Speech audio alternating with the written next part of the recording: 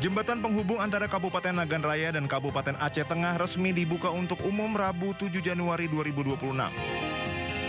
Peresmian jembatan berlokasi di Desa Blang Merandeh, Kecamatan Betong Ateh, Banggalang, Kabupaten Nagan Raya.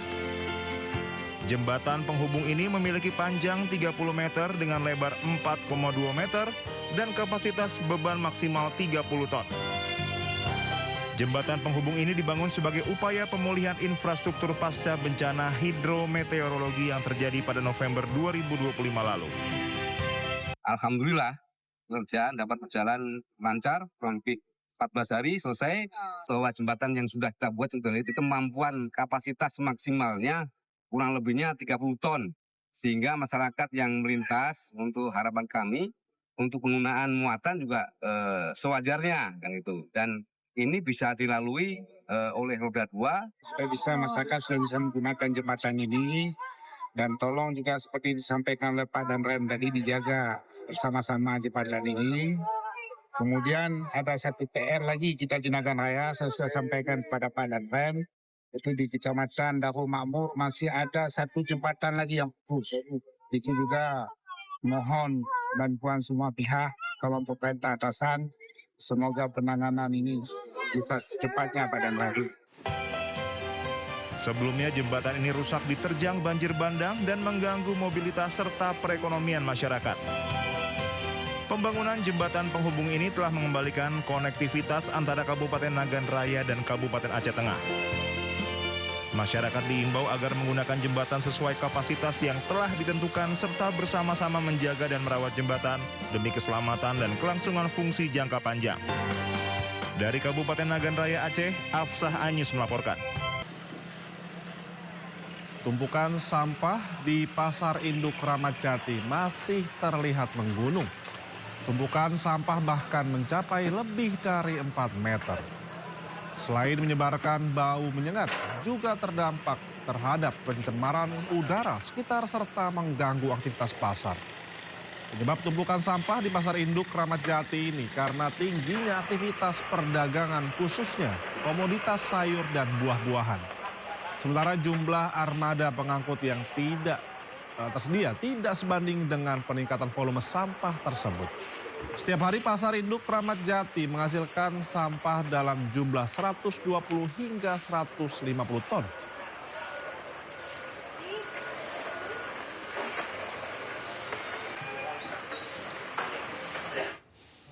Timbunan sampah di Pasar Induk Kramat Jati, Jakarta Timur memang sangat meresahkan. Selain menimbulkan bau menyengat, tumpukan sampah juga menyebabkan kemacetan karena tumpukan sampah memakan sebagian jalan.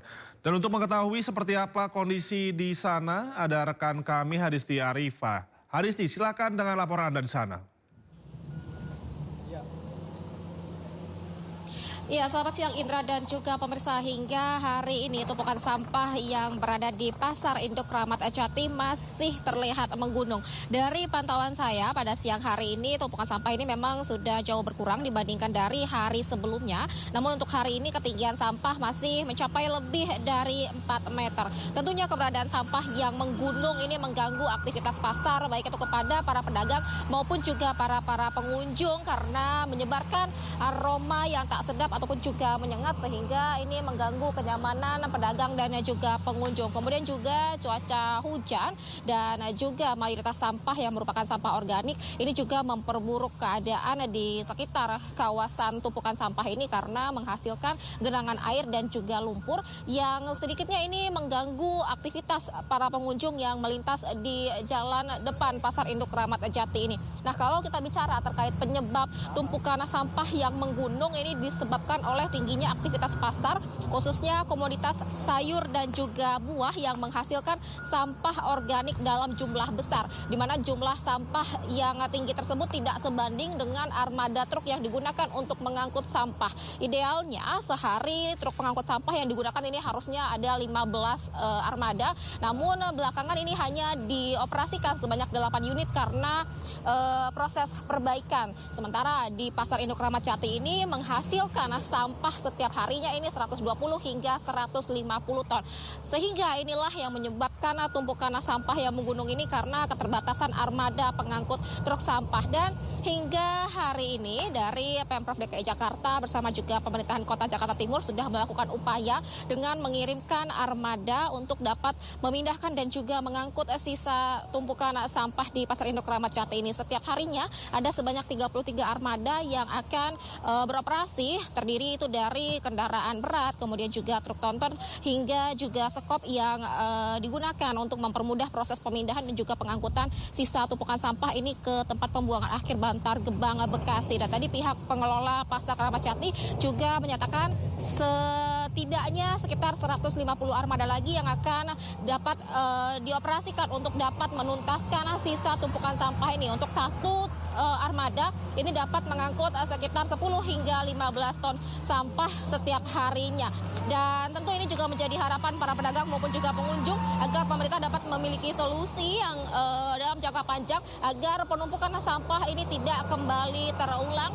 Dan pihak pengelola Pasar Kramat Jati tadi juga sudah menyebutkan bahwa nantinya ke depannya dalam jangka panjang akan mengupayakan ketersediaan armada pengangkut sampah yang cukup, yakni adalah sebanyak 15 setiap harinya. Indra, demikian. Baik, terima kasih rekan Hadisti melampaikan langsung di Kramat Jati, Jakarta Timur. Selamat bertugas kembali, rekan Hadisti. Tentang dugaan penghasutan di muka umum dan dugaan penistaan agama berkaitan dengan pernyataan dalam sebuah acara bertajuk tanda kutip mens rea.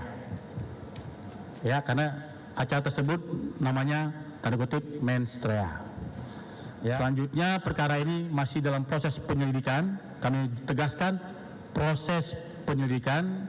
Berarti kalau proses penyelidikan, kawan-kawan penyidik akan melakukan klarifikasi kepada masing-masing yang bersangkutan, baik pelapor, saksi maupun saudara terlapor, ya, yang nanti kalau nanti hasilnya akan dilakukan gelar perkara, apakah ada unsur pidana atau tidak, nanti kita akan lihat dari hasil penyelidikan.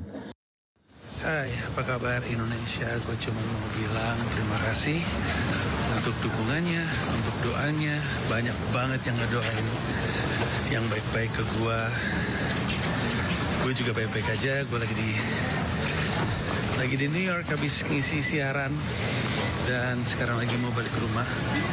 Lapar, mau balik ke anak-anak dan istri dan makan malam sama mereka. Semoga lu juga sehat, semoga lu juga baik-baik aja. I love you guys. Dan terima kasih sudah mencintai kesenian stand up comedy. Moga-moga gue masih punya banyak perkomedian untuk Anda.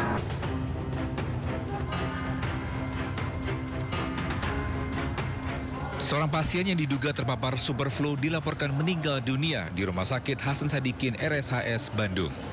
Sebelumnya diungkapkan tim Pinere Rumah Sakit Hasan Sadikin dari 10 pasien dengan gejala influenza A, H3N2, subclade K yang belakangan dikenal sebagai superflu. 2 pasien mengalami kondisi berat dan harus mendapatkan perawatan. 1 pasien dirawat di ruang high cap, sementara 1 lainnya dirawat di ruang intensif. Pasien yang menjalani perawatan di ruang intensif tersebut kemudian dinyatakan meninggal dunia. Pihak RSHS menegaskan, belum dapat dipastikan apakah kematian pasien tersebut secara langsung disebabkan oleh superflu. Pasien diketahui memiliki riwayat penyakit bawaan atau komorbid yang cukup berat sehingga memperburuk kondisi kesehatannya. Ada 2 yang berat, 1 masuk ke ruang high cap dan 1 masuk ke ruang intensif. Dan 1 yang masuk ke ruang intensif memang terus dinyatakan meninggal karena disebabkan karena ada komorbid yang lain. Apakah itu langsung disebabkan oleh virus? Kita tidak bisa menyatakan karena memang dia mempunyai komorbid yang banyak. Masyarakat tetap dihimbau untuk tetap waspada terhadap gejala flu berat. Dari Bandung, Jawa Barat, Billy Maulana Fingran, iNews melaporkan.